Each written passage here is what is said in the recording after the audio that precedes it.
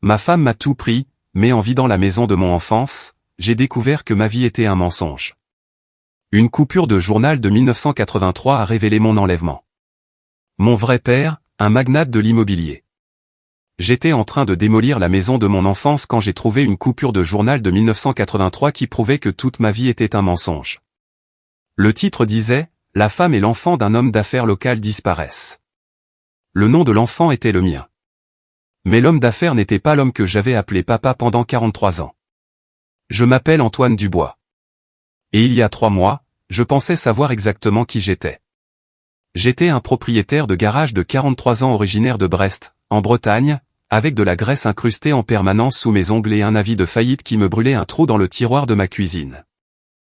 Ma femme, Amélie, venait d'emmener nos enfants en France avec son patron, et je vendais tout ce que je possédais juste pour rester à flot.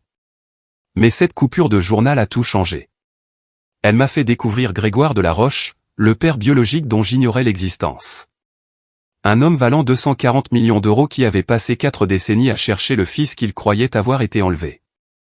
Elle a révélé que ma mère, Dominique, n'était pas du tout Dominique, mais Geneviève de la Roche, une femme qui avait mis en scène sa propre disparition pour me protéger de quelque chose qu'elle-même n'aurait pas pu entièrement comprendre. Le matin où j'ai trouvé cette coupure a commencé comme n'importe quel autre jour à emballer les affaires de ma mère décédée. Octobre à Brest apportait déjà le gel, et le chauffage de la vieille maison avait été coupé pour économiser de l'argent. Mon souffle formait de petits nuages alors que je montais les escaliers étroits menant au grenier, transportant des boîtes vides et des sacs poubelles. L'agent immobilier voulait que tout soit vidé dans les 2 semaines. Le marché est porteur, avait-elle dit. Je pourrais obtenir 280 000 euros pour la maison, peut-être plus si nous la mettions bien en scène.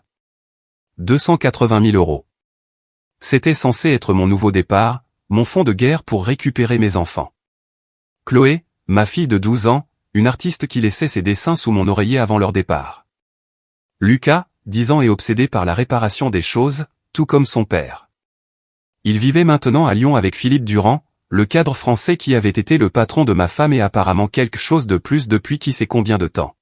« Papa, est-ce que tu viens nous voir bientôt ?» avait demandé Chloé lors de notre dernier appel vidéo, son visage pixelisé et se figeant toutes les quelques secondes à cause du faible Wi-Fi dans l'appartement de Philippe. « J'y travaille, ma chérie, lui avais-je dit, sans mentionner que les avocats spécialisés en garde internationale voulaient 50 000 euros juste pour examiner le dossier. Le grenier était exactement comme maman l'avait laissé avant que le cancer ne l'emporte il y a 6 mois. Des boîtes empilées contre chaque mur, étiquetées de son écriture soignée.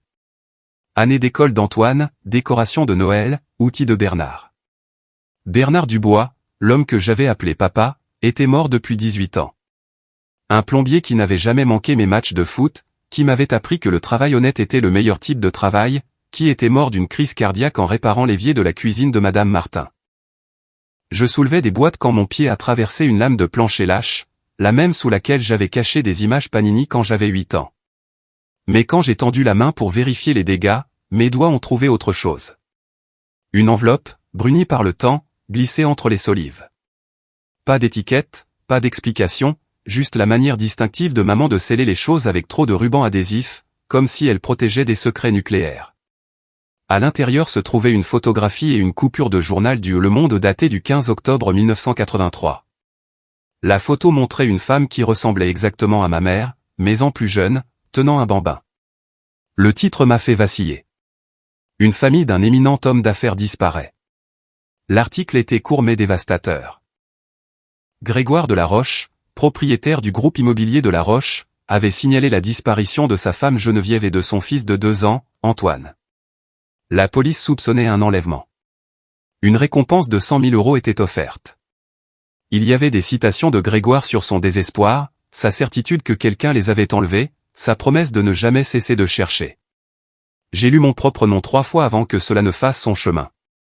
Antoine, pas un nom commun, la même date de naissance indiquée dans l'article, le 3 mai 1981. La femme sur la photo qui aurait pu être la jumelle de ma mère, sauf que c'était ma mère. Sous la coupure de journal se trouvait un acte de naissance. Antoine Jacques de la Roche. Parents, Grégoire Winston de la Roche et Geneviève Rose de la Roche. Le sceau de la ville de Paris. Une preuve officielle, réelle, que tout ce que je pensais savoir sur moi-même était construit sur un tissu de mensonges. ma mère n'avait pas été Dominique Dubois du Québec, qui avait déménagé à Brest et rencontré un gentil plombier nommé Bernard. Elle avait été Geneviève de la Roche, épouse d'un homme d'affaires, mère de son enfant. Et elle s'était enfuie. Elle m'avait emmené et avait disparu si complètement que même une récompense de 100 000 € n'avait pas pu nous retrouver. L'homme que j'étais sur le point de découvrir, celui dont le nom figurait sur mon véritable acte de naissance, avait passé 40 ans à croire que j'avais été enlevé. Il était sur le point d'apprendre la vérité, et moi aussi. Je n'aurais jamais pensé revenir dans cette maison. La maison de 2 étages sur la rue du Chêne avait été tout mon monde autrefois, mais maintenant elle ressemblait à un musée de la vie de quelqu'un d'autre. 6 mois après les funérailles de maman, je faisais enfin face à la tâche que j'avais évitée. Chaque pièce contenait un fantôme. Chaque coin murmurait un souvenir que je n'étais pas prêt à entendre. La salle à manger, où nous avions célébré chaque Noël. Maman insistant pour cuisiner assez pour 20 personnes, même quand nous n'étions que 3. La cuisine, où Bernard m'avait appris à réparer un robinet qui fuyait quand j'avais 7 ans. Ses mains massives guidant les miennes. Tout peut être réparé, Antoine, avait-il dit. Il faut juste de la patience et les bons outils. Mais certaines choses ne pouvaient pas être réparées. Pas le cancer de maman qui l'a emporté en 3 mois. Pas mon mariage qui se mourait depuis des années. Pas la vue de mes enfants me faisant au revoir à l'aéroport. Ne sachant pas quand ils reverraient leur père. Amélie avait parfaitement joué son coup. Elle prenait des cours de perfectionnement en français depuis 2 ans. M'avait dit que c'était pour son travail dans une société d'import-export. Philippe Durand n'avait été qu'un nom sur l'écran de son téléphone. Son patron, qui avait besoin de choses à des heures indues. J'étais trop occupé à faire tourner le garage pour remarquer les signes. Les nouveaux vêtements, disait-elle, étaient pour les présentations de l'entreprise. Les voyages d'affaires du week-end qui semblaient la dynamiser au lieu de l'épuiser. La façon dont elle avait cessé de me demander comment s'était passée ma journée et avait commencé à critiquer mon odeur d'huile de moteur. Les enfants méritent mieux que ça, avait-elle dit ce dernier matin, faisant un geste autour de notre modeste pavillon comme s'il était condamné. C'est leur maison, avais-je argumenté. Plus maintenant. Philippe m'a offert un poste au bureau de Lyon. Les enfants vont adorer la France. De meilleures écoles, la culture, des opportunités. Tu ne peux pas simplement les emmener. Mais elle le pouvait, et elle l'a fait. Le droit de la garde internationale est un labyrinthe qui nécessite des guides qui facturent 1 000 € juste pour vous expliquer pourquoi vous allez probablement perdre. Mon avocat, un homme fatigué nommé Maître Mercier, qui travaillait dans un petit bureau de centre commercial, avait été honnête. Sans fonds importants, Monsieur Dubois, vos options sont limitées. C'est leur mère. Elle a un emploi stable à l'étranger, et les tribunaux français favorisent le maintien des enfants avec le parent qui en a la garde principale. Je suis leur père qui possède un garage en faillite et vient de déposer le bilan. Je suis désolé, mais c'est comme ça qu'ils le verront. Le garage avait été mon rêve autrefois. Garage Dubois et Fils, spécialisé dans les voitures de collection. Je l'avais acheté avec l'argent de l'assurance vie de Bernard, pensant lui rendre hommage en travaillant de mes mains. Mais les propriétaires de voitures de collection ont disparu lorsque l'économie s'est effondrée. J'étais passé aux réparations courantes, en concurrence avec des chaînes de garage qui pouvaient casser mes prix. Le coup de grâce fut un client qui m'a poursuivi pour un travail de transmission, affirmant que j'avais endommagé son moteur. L'assurance a couvert le règlement, mais a résilié ma couverture. Pas d'assurance signifiait pas d'entreprise. Alors, j'en étais là, à trier 43 ans d'accumulation, à décider quoi garder et quoi laisser partir. L'agent immobilier, Brigitte Lemoine, avait parcouru la maison avec sa tablette, calculant la superficie et la valeur marchande comme si elle mesurait un cadavre. Parquet d'origine. C'est bien. La cuisine a besoin d'être modernisée, mais les acheteurs s'y attendent. Vous voudrez bien survider tous les objets personnels. Dépersonnaliser. Aider les acheteurs à imaginer leur propre vie ici. Mais comment dépersonnaliser une vie? Comment ranger les marques de crayon sur le cadre de la porte qui suivait votre taille de 4 à 18 ans?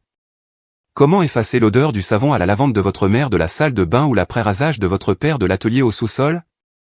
Denis, mon cousin et ma seule aide, était arrivé 3 jours après le début de l'emballage. C'était le neveu de Bernard techniquement, mais la famille, c'est la famille. Il avait apporté de la bière et des plaintes à parts égales.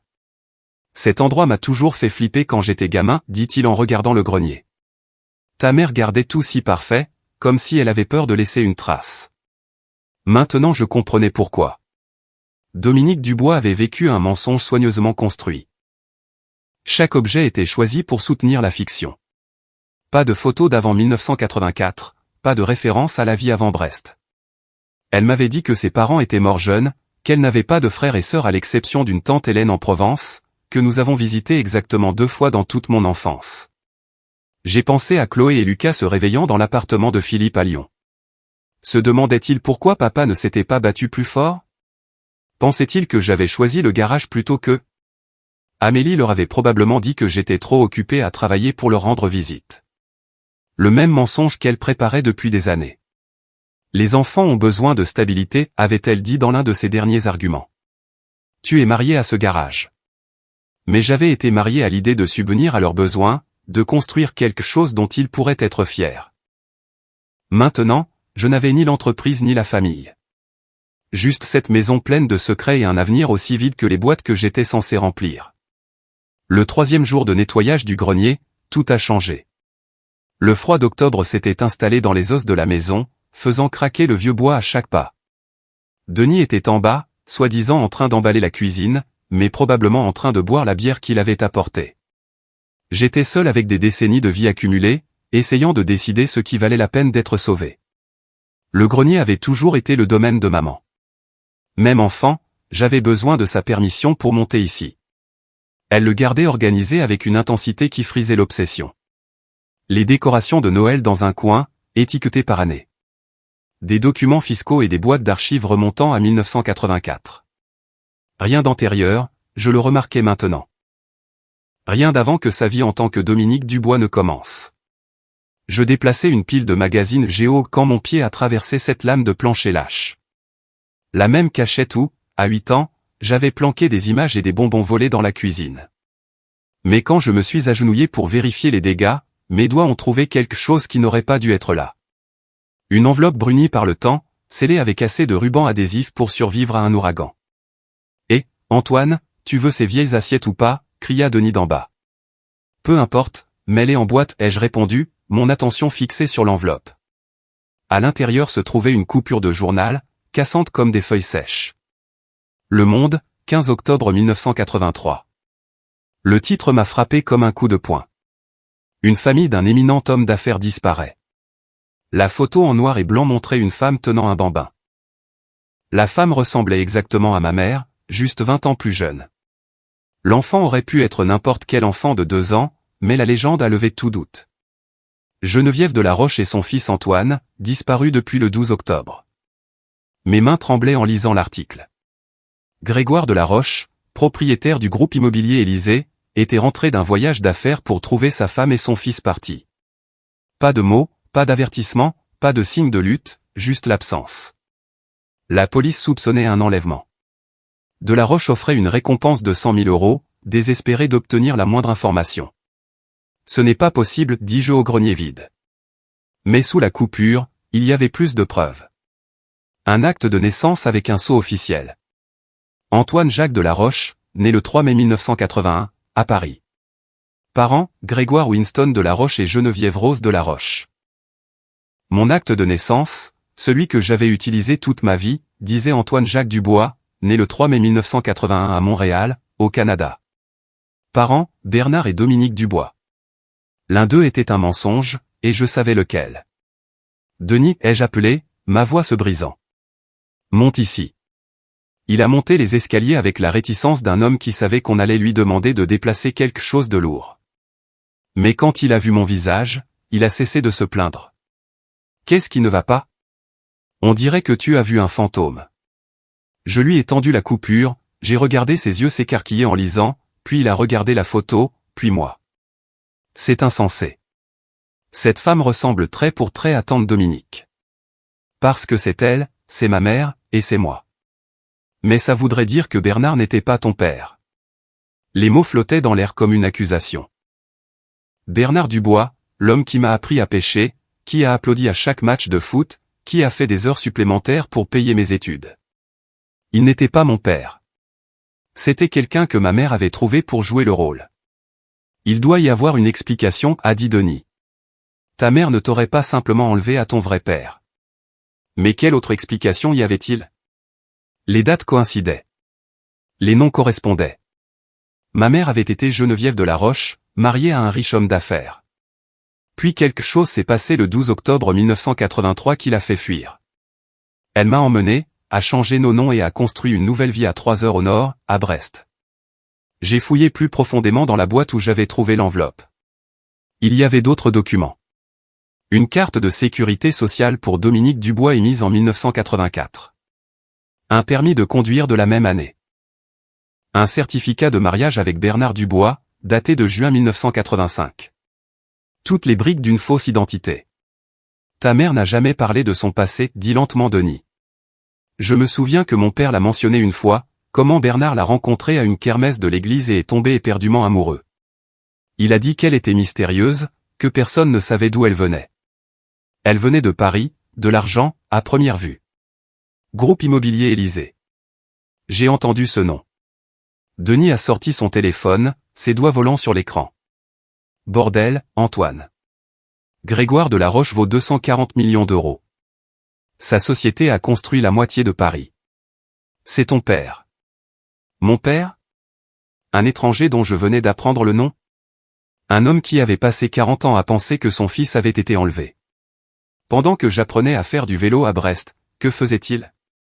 Il cherchait, il pleurait, il passait à autre chose. Tu dois le contacter, a dit Denis. Et dire quoi? Bonjour, je suis le fils que vous avez perdu en 1983. En fait, ma mère m'a enlevé. Surprise. Mais même en protestant, je savais que je le ferais. Parce que quelque part, il y avait un homme qui pourrait avoir des réponses. Pourquoi ma mère s'est-elle enfuie? De quoi avait-elle peur? Et qu'est-ce que cela signifiait pour mes propres enfants, maintenant à un océan de distance, élevés par un autre homme pendant que leur vrai père était impuissant à l'empêcher? Le parallèle était trop frappant pour être ignoré. L'histoire se répétant de la manière la plus cruelle possible. 3 jours de recherche m'ont complètement consumé. J'ai déplacé mon ordinateur portable dans le grenier, entouré de boîtes de preuves du mensonge soigneusement construit de ma mère. Denis était rentré chez lui, mais pas avant de m'avoir fait promettre de manger autre chose que du café et des biscuits secs. Internet est devenu mon obsession. Chaque recherche révélait une autre pièce de la vie de Grégoire de la Roche. L'homme était une légende de l'immobilier parisien. Il a commencé avec un seul immeuble en 1978, l'a transformé en 2, puis 4, puis en un empire. Au moment de la disparition de sa famille en 1983, il possédait 30 propriétés. Maintenant, à 76 ans, le groupe immobilier Élysée avait construit des tours de luxe, des centres commerciaux et des complexes de bureaux dans toute la France. Son visage me regardait depuis des articles de Forbes et des photos de galas de charité. Cheveux argentés, mâchoire carrée, des yeux qui ressemblaient étrangement aux miens. Le milliardaire autodidacte Grégoire de la Roche fait don de 10 millions à l'hôpital Necker-Enfants Malades. Ce titre datait de l'année dernière. L'article mentionnait qu'il ne s'était jamais remarié après avoir perdu sa famille en 1983. N'avait jamais eu d'autres enfants. Le journaliste lui a demandé pourquoi il se concentrait tant sur les œuvres de bienfaisance pour enfants. Sa réponse m'a serré la poitrine. Chaque enfant mérite d'être retrouvé. Il n'avait jamais cessé de me chercher. J'ai pris mon téléphone 17 fois avant d'appeler finalement tante Hélène à Aix-en-Provence. Elle a répondu à la 3e sonnerie, sa voix chaude du soleil provençal. Antoine, comment avance le nettoyage de la maison? Hélène, j'ai besoin que tu me dises la vérité sur maman. Un silence s'est installé entre nous. Je pouvais entendre sa respiration, ses calculs. Quelle vérité, mon chéri? J'ai trouvé la coupure de journal. Je sais qu'elle était Geneviève de la Roche. Je sais qu'elle m'a enlevé à mon père en 1983. Le silence fut plus long cette fois. Quand elle a finalement parlé, sa voix avait vieilli de 10 ans. Elle m'a fait promettre de ne jamais te le dire. Elle est partie, Hélène, et je suis sur le point de perdre mes enfants en France parce que je n'ai pas les moyens de me battre pour eux. J'ai besoin de savoir qui je suis vraiment. Je l'ai entendu s'asseoir dans un fauteuil, le grincement de vieux ressorts. C'était en octobre 1983. Je vivais à Toulouse à l'époque, je travaillais de nuit à l'hôpital. 3 heures du matin, quelqu'un frappe à ma porte. J'ai cru que quelqu'un était mort, mais c'était Dominique. Gwen, elle s'appelait Gwen à l'époque, te tenant dans ses bras, tous les deux trempés par la pluie. Qu'est-ce qu'elle a dit? Elle était terrifiée, Antoine, tremblant comme je ne l'avais jamais vue. Elle avait des bleus sur les bras, le cou. Tu pleurais, accroché à elle. Elle a dit qu'elle devait disparaître, que vous n'étiez pas en sécurité, qu'elle avait besoin de mon aide. C'était Grégoire? Il l'a blessée? Elle ne voulait pas prononcer son nom, elle n'arrêtait pas de dire « il nous trouvera ». Il n'arrêtera jamais de chercher. Je voulais appeler la police, mais elle m'a supplié de ne pas le faire. Elle a dit que la police ne pouvait pas la protéger de lui. Mon image de Grégoire de la Roche a changé, s'est assombrie. Le philanthrope est devenu un monstre potentiel. Alors, tu l'as aidé à disparaître? J'avais une amie qui travaillait dans les services gouvernementaux, elle me devait une faveur. Nous avons créé Dominique Dubois, une cousine du Québec qui avait besoin d'un nouveau départ. Ta mère s'est coupé et teint les cheveux, a appris à parler différemment. Elle était brillante pour devenir quelqu'un d'autre, comme si elle s'y était préparée toute sa vie. Et Bernard? Bernard était un cadeau du ciel. Il venait d'arriver à Brest depuis la Normandie. Il ne connaissait personne. Il a rencontré ta mère à une kermesse de l'église 6 mois après son arrivée. Il est tombé amoureux instantanément. Elle lui a dit la vérité avant leur mariage. Elle a dit qu'elle comprendrait s'il voulait partir. Mais il n'est pas parti. Il a dit qu'il se fichait du nom qu'elle utilisait tant qu'elle le laissait l'aimer, elle et toi. C'était un homme bon, Antoine. C'était ton vrai père à tous les égards importants. Je sais. Ma gorge était serrée. Mais je dois rencontrer Grégoire. Mon chéri, non. Ta mère s'est enfuie pour une raison. Mes enfants sont partis, Hélène. Leur mère les a emmenés dans un autre pays avec un autre homme. Je ne peux pas me battre pour eux parce que je n'ai pas d'argent. Mais Grégoire de la Roche a de l'argent. Il a du pouvoir. Peut-être qu'il m'aidera. Peut-être que le sang signifie quelque chose après 40 ans. Ou peut-être que tu découvriras pourquoi ta mère avait si peur. Après l'appel, je suis resté assis à regarder le site web de l'entreprise de Grégoire. Il y avait un numéro de contact, un email. Ce serait si facile de le contacter. Mais que dirais-je? J'ai rédigé 20 emails, les ai tous supprimés. Finalement, j'ai pris le téléphone et j'ai appelé le numéro principal. Groupe Immobilier Élysée. Comment puis-je vous aider? Je dois parler à M de la Roche. C'est pour une affaire personnelle. M de la Roche ne prend pas d'appel personnel non sollicité. Voulez-vous parler à son assistante? Dites-lui que c'est à propos du 12 octobre 1983. Dites-lui qu'Antoine appelle. La réceptionniste a marqué une pause. Un instant, s'il vous plaît. La musique d'attente était classique, d'un son coûteux. Mon cœur battait la chamade contre mes côtes. C'était insensé. Je devrais raccrocher. Je devrais tout oublier et accepter ma vie telle qu'elle était. Puis une voix, profonde et contrôlée, mais avec une nuance de quelque chose de brut. Ici Grégoire de la Roche. Est-ce vraiment vous? Je m'appelle Antoine. Je suis né le 3 mai 1981. Ma mère était Geneviève. Une inspiration brusque. Puis à peine un murmure. Mon Dieu, après toutes ces années, où es-tu? Es-tu en sécurité? Et ta mère? Elle est décédée il y a 6 mois. D'un cancer. Je viens de découvrir la vérité. Nous devons nous rencontrer. Oui. Oui, absolument. Peux-tu venir aujourd'hui? Maintenant, j'enverrai une voiture, un avion, tout ce dont tu as besoin. Le désespoir dans sa voix était réel. 4 décennies de recherche condensées en une seule supplique. Je peux conduire jusqu'à Paris. Donnez-moi 3 heures. Je t'attendrai. Je n'ai jamais cessé de te chercher, Antoine. Jamais. L'immeuble du groupe immobilier Élysée perçait le ciel de Paris comme une déclaration de succès en verre et en acier. 42 étages d'ambition, avec le bureau de Grégoire de la Roche occupant tout le dernier niveau. La montée en ascenseur ressemblait à une ascension vers le jugement. Chaque étage décomptait jusqu'à une vérité que je n'étais pas sûr d'être prêt à affronter. Son assistante, une femme posée nommée Marguerite, m'a accueilli à l'ascenseur. Monsieur Dubois. Monsieur de la Roche vous attend dans son bureau privé. Elle ne s'est pas corrigée quand je n'ai pas contesté le nom.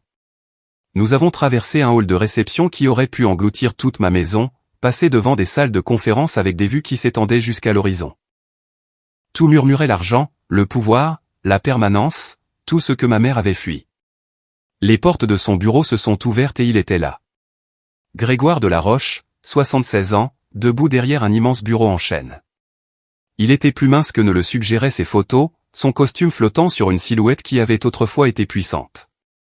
Mais ses yeux étaient vifs, vivants, et quand ils ont rencontré les miens, ils se sont remplis de larmes. « Mon Dieu, murmura-t-il. Tu lui ressembles tellement, comme Gwen. » Nous sommes restés figés, 40 ans de séparation se cristallisant dans l'espace entre nous. Puis il a contourné le bureau, ses pas incertains, comme s'il avait peur que je disparaisse s'il bougeait trop vite. « S'il te plaît, assieds-toi. Puis-je t'offrir quelque chose? De l'eau, un café. Je ne sais pas ce que tu bois. Je ne sais rien de toi. » La douleur dans cet aveu était brute. Je me suis assis dans un fauteuil en cuir qui coûtait probablement plus cher que ma camionnette tandis qu'il prenait celui en face de moi, pas la position de pouvoir derrière son bureau. Il voulait être proche pour me voir, pour confirmer que j'étais réel. Avant que vous ne disiez quoi que ce soit, ai-je commencé. Je veux que vous sachiez que je viens de le découvrir. Ma mère, elle est morte il y a 6 mois. Je nettoyais sa maison et j'ai trouvé la coupure de journal sur la disparition de votre famille. Sur notre disparition. Ses mains tremblaient alors qu'il attrapait un dossier sur la table d'appoint. J'ai engagé 12 détectives privés en 40 ans, dépensé plus de 3 millions d'euros. Chaque piste n'a mené nulle part.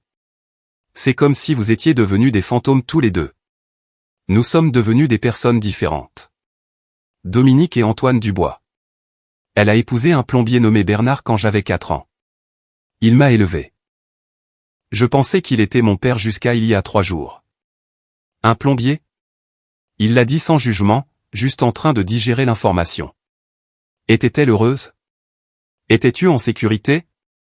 Oui, nous avons eu une belle vie. Simple, mais belle. Alors pourquoi? La question est sortie brisée. Pourquoi s'est-elle enfuie? Que ai-je fait de si terrible pour qu'elle doive nous effacer de l'existence? J'ai observé son visage attentivement. Vous ne savez vraiment pas? Je me suis torturé avec cette question pendant 40 ans. Nous avions des disputes. Bien sûr. Je travaillais trop, je voyageais constamment. Mais je l'aimais. Je vous aimais tous les deux. Je ne vous aurais jamais fait de mal. Il a poussé le dossier vers moi. Il y a 15 ans, j'ai engagé un autre type d'enquêteur, non pas pour vous retrouver, mais pour comprendre pourquoi vous êtes parti. Voici ce qu'il a trouvé. J'ai ouvert le dossier. Des rapports de police de Lyon, datés de 1979. Une femme nommée Caroline Lambert déposant une ordonnance restrictive contre Vincent Moreau. Des photos de bleu sur ses bras. Des dossiers d'hôpital. Vincent Moreau était mon associé, continua Grégoire, sa voix stable mais froide. Il gérait la partie financière pendant que je m'occupais du développement. Je lui faisais entièrement confiance. Trop confiance. D'autres documents, des plaintes d'employés pour comportement inapproprié. Tous réglés discrètement, des papiers signés, le silence acheté. L'enquêteur a trouvé un schéma. Vincent avait une obsession pour les femmes liées à ses partenaires commerciaux. C'était une question de pouvoir, de contrôle, de prendre ce qui appartenait à quelqu'un d'autre. La mâchoire de Grégoire se crispa. Ta mère était belle, gentille, tout ce que Vincent n'était pas. Quand elle a rejeté ses avances, il a intensifié. Elle a essayé de vous le dire. Elle a essayé. L'aveu a brisé quelque chose en lui. Elle a dit que Vincent la mettait mal à l'aise. Qu'il se présentait quand j'étais absent. Qu'il la surveillait. Je lui ai dit que Vincent était juste socialement maladroit, inoffensif. Je construisais un empire et je ne voyais pas le monstre dans mon propre bureau. Un nouveau document, un rapport de police du 11 octobre 1983, la veille de la fuite de ma mère. Elle a appelé la police ce soir-là, dit Grégoire. Vincent était venu à la maison pendant que j'étais à Tokyo. Il a essayé de forcer l'entrée. Elle s'est enfermée avec toi dans la salle de bain. Quand la police est arrivée, Vincent était parti. Il avait des relations. Il a fait disparaître le rapport du dossier officiel. Mais mon enquêteur a trouvé les notes personnelles de l'officier qui est intervenu. Elle pensait que vous en faisiez partie ou que je ne pouvais pas la protéger. Que même avec tout mon argent et mon pouvoir, Vincent trouverait un moyen. Alors elle s'est enfuie là où aucune somme d'argent ne pouvait la suivre. Elle est devenue quelqu'un d'autre entièrement. Où est Vincent maintenant? Mort. Accident de voiture en 1992. Il n'a jamais su que j'avais découvert la vérité. N'a jamais payé pour ce qu'il nous a volé. Le bureau semblait soudain plus petit. 40 ans de pertes compressées dans une seule pièce. Cet homme n'avait pas été le monstre que ma mère fuyait. Il avait été une autre victime, laissée pour se demander ce qu'il avait fait de mal. Ta mère était courageuse, dit-il finalement. Plus courageuse que je ne l'ai jamais été. Elle a tout abandonné pour te garder en sécurité. Elle n'a jamais cessé de regarder par-dessus son épaule. Maintenant je comprends pourquoi. Grégoire se pencha en avant. Antoine, je sais que je ne peux pas rattraper 40 ans, mais tu es là maintenant. Tu es mon fils, ma seule famille. Et d'après ce que Marguerite me dit, tu as besoin d'aide avec tes propres enfants. 6 mois plus tard, je me tenais dans une autre salle d'audience, cette fois à Paris. Le tribunal français ne ressemblait en rien au tribunal des affaires familiales exigu de Brest où mon divorce avait été finalisé. C'était tout en marbre et en histoire. La justice enveloppée dans la formalité européenne. Mais je n'étais pas seul cette fois. Grégoire était assis dans la galerie, sa présence commandant l'attention même en silence. Son équipe juridique, 5 avocats de 3 pays différents, avait monté un dossier en béton. Amélie paraissait plus petite que dans mon souvenir, assise à côté de Philippe, qui n'arrêtait pas de tirer sur son col comme s'il l'étouffait. Il s'est avéré que Philippe Durand n'était pas le cadre à succès qu'il prétendait être. Les enquêteurs de Grégoire avaient découvert des accusations de fraude en Belgique, d'évasion fiscale en Suisse et une série de mariages brisés à travers l'Europe. L'homme qui avait volé ma famille n'était qu'un escroc bien habillé. Papa. La voix de Chloé a résonné dans le palais de justice lorsque le juge m'a accordé la garde exclusive. Elle s'est libérée de l'assistante sociale et a couru vers moi, ses bras s'enroulant autour de ma taille. Lucas a suivi, essayant de paraître dur à 10 ans, mais échouant lorsque des larmes ont commencé à couler sur ses joues. Tu nous as tellement manqué, murmura-t-il contre mon épaule. Philippe était méchant, ajouta Chloé, sa voix étouffée contre ma chemise. Il criait tout le temps sur maman. Elle pleurait tous les soirs. J'ai regardé Amélie, qui fixait le sol. Elle avait tout misé sur un fantasme et avait tout perdu. Philippe s'éloignait déjà, la laissant seule dans un pays étranger sans rien. Une partie de moi voulait ressentir de la satisfaction, mais tout ce que je ressentais était de la tristesse pour la femme qui avait été autrefois ma femme, qui avait choisi la fuite plutôt que la réparation. Le vol de retour était surréaliste. Grégoire avait insisté sur le jet de l'entreprise, disant que ses petits-enfants méritaient le confort après ce qu'ils avaient traversé. Chloé et Lucas ont exploré l'avion avec émerveillement, incapables de croire que c'était leur grand-père. Cet homme avec un avion privé et des bâtiments portant son nom. Papy Grégoire, dit Chloé, testant les mots. Ça sonne bizarre. On avait déjà un papy Bernard. C'est vrai, répondit doucement Grégoire. Et d'après ce que ton père me dit, c'était un grand-père merveilleux. Je n'essaie pas de le remplacer. J'espère juste que vous me laisserez vous aimer, aussi. De retour à Paris, la vie a pris une forme que je n'aurais jamais pu imaginer. Grégoire avait acheté une maison à 3 rue de son Pentouze, une maison de style qui me rappelait celle de Brest, mais avec des touches que je n'aurais jamais pu me permettre. C'est à toi, dit-il simplement. Assez proche pour les dîners du dimanche, assez loin pour que tu aies ta propre vie. Je suis retourné au travail, mais pas dans un garage en faillite. Grégoire avait proposé de simplement me donner de l'argent pour me mettre à l'abri pour la vie. J'avais refusé. J'ai besoin de gagner ma vie, lui ai-je dit. C'est ce que Bernard m'a appris. C'est exactement ce que Gwen aurait dit, répondit-il, et je vis de la fierté dans ses yeux. Au lieu de cela, il m'a aidé à acheter une chaîne de garages de luxe, spécialisée dans les restaurations haut de gamme. Il s'est avéré qu'il y avait de l'argent dans les voitures de collection, après tout, si vous connaissiez la bonne clientèle. Les relations de Grégoire n'ont pas nui. En 3 mois, j'avais plus de travail que je ne pouvais en gérer. La maison de Brest est restée invendue. Je ne pouvais pas me résoudre à la laisser partir, pas après avoir compris ce qu'elle représentait. C'était le sanctuaire de ma mère, l'endroit où elle s'était sentie assez en sécurité pour m'élever. Certains week-ends, je montais seul, je m'asseyais dans le grenier où tout avait changé. J'avais trouvé d'autres documents cachés dans toute la maison. Des lettres d'amour de Bernard à Dominique lui promettant de protéger son secret pour toujours.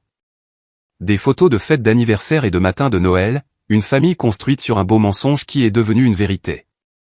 Chloé avait recommencé à peindre, installant un chevalet dans le bureau de Grégoire où elle pouvait regarder la ville tout en créant. Son dernier projet était un portrait de toute la famille, moi, elle, Lucas et Papy Grégoire. Mais en arrière-plan, elle avait peint les ombres de 2 autres personnages. Qui sont ceux, ai-je demandé. Papy Bernard et Mamie Dominique, dit-elle d'un ton neutre. Ils font toujours partie de notre famille, même s'ils sont partis. Tout comme tu faisais partie de la famille de Papy Grégoire, même quand tu étais parti. Les enfants comprennent des choses que les adultes compliquent. Grégoire et moi passions les mardis soirs ensemble, juste nous deux. Il me parlait des années de recherche, des fausses pistes, des nuits où il était resté dans ce qui avait été ma chambre d'enfant, se demandant si j'étais en vie. Je lui parlais de mon enfance à Brest, de Bernard m'apprenant à pêcher, du jardin de lavande de maman et de sa peur des coups inattendus à la porte. Elle n'a jamais cessé d'avoir peur, ai-je dit un soir. Même 20 ans après la mort de Vincent, elle était toujours sur ses gardes, toujours prête à fuir à nouveau. Elle ne savait pas qu'il était mort, elle pensait probablement qu'il était toujours là, à attendre. Vous auriez pu la protéger. Aurais-je pu? J'avais tout l'argent et le pouvoir du monde, et je n'ai pas vu le danger juste en face de moi. Elle s'est protégée. Elle t'a protégé. Elle a fait ce que j'ai échoué à faire. La coupure de journal qui a tout déclenché est maintenant encadrée dans mon bureau à domicile, à côté d'une photo de ma mère et de Bernard le jour de leur mariage et d'une autre de Grégoire et Geneviève avant ma naissance.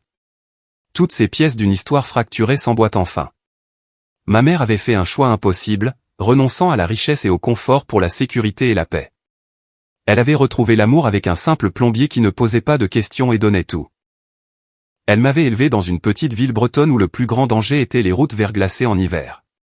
Grégoire avait fait son propre voyage, de mari abandonné à père chercheur à grand-père comblé. Son argent avait ramené mes enfants à la maison. Mais c'est sa patience et son amour sincère qui les ont amenés à l'appeler papy. Et moi, j'avais appris que la famille n'est pas seulement une question de sang ou d'acte de naissance. C'est une question de qui se présente, qui reste, qui se bat pour vous. Bernard était mon père. Grégoire est mon père. Les deux vérités existent simultanément, tout comme ma mère était à la fois Dominique et Geneviève, à la fois la ravisseuse et la protectrice.